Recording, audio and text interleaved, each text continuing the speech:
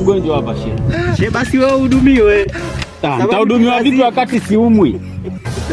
Kasongo yeye Mombali nanga Kasongo mwana we Mungu Songa libala oh yeye. Karibu bwana. Hapa bwana. Salama, waendeleaje? Salama. Huko utokako? Huko tunamshukuru Mungu.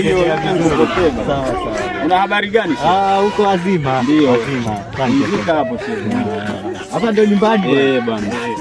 Nasikia bwana kuna mgonjwa hapa, sio anasumbuliwa na tende. Nani alokupigia simu? Si nilipata taarifa na wewe mwenyewe hapa. Ni wapi mwenyewe?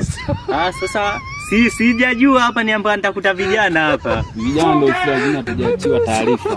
Sasa mgonjwa yupo ama hayupo? Hata hamna mgonjwa hapa shehe. Shehe, basi wewe uhudumiwe.